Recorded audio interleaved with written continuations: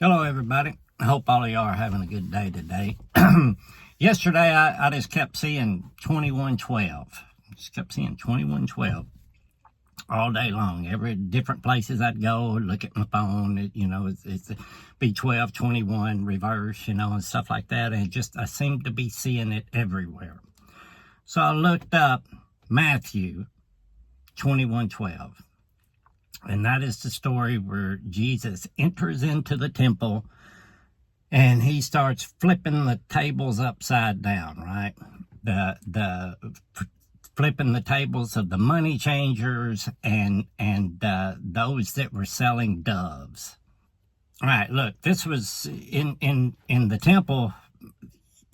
They're doing all kinds of stuff. It was all about money. All right, they were getting tithes from people. They were getting, you could pay taxes and stuff. They even had these laws where you could go and you could pay for certain taxes and things, and it would make you exempt from having to take care of your elderly parents. You'd be like, sorry, Mom and Dad, I had to pay my taxes and stuff at the temple, so I don't have to bring you into my home and take care of you like a normal, good person would do. It's like they'd gotten so evil, where they had no love, no compassion for anybody. It was about just sticking to these rituals and routines, and there was no love involved. And remember, we are the temple of God now. All right, so whenever you read this, look, it says he enters into the temple. And when you look at that word in the Greek, it means he arises. All right, so I know with me, when Christ arised within me, when the sleeper awoke within me, he turned everything, he flipped all my tables, everything that I thought I knew about Christianity, he turned it upside down. All right, and that's what that word means for when he flipped the tables. It means to flip upside down. All right, and remember in Acts when they took the religious people took the men and they said, these are the ones that are turning our world upside down, meaning they're turning all of our beliefs upside down and making us, they're exposing us for who we are.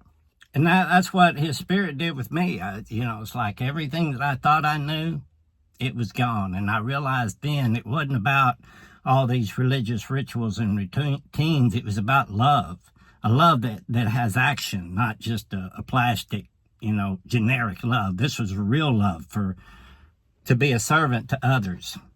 And it also shows you there that he flipped over the tables, and then there was those people that were selling doves.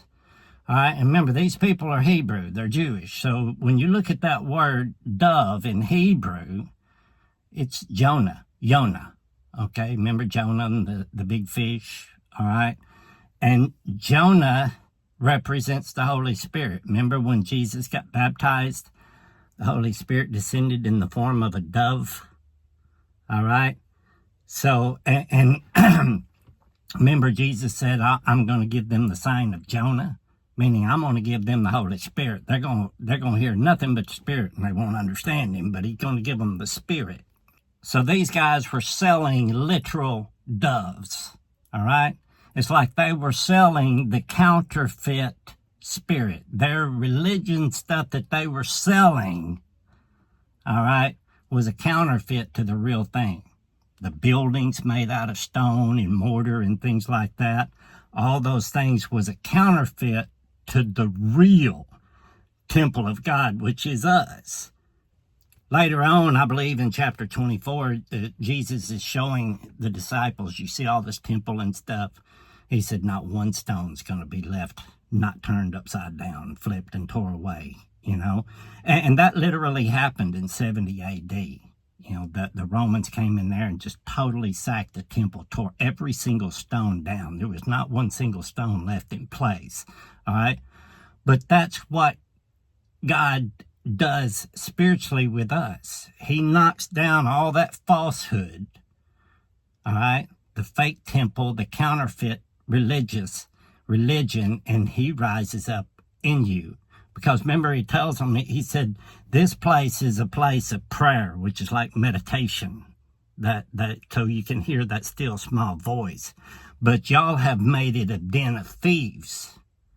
Man, they come in there and they're stealing people's inheritance, their true inheritance, receiving the Spirit of God. And once that happens, you know, their whole world is changed.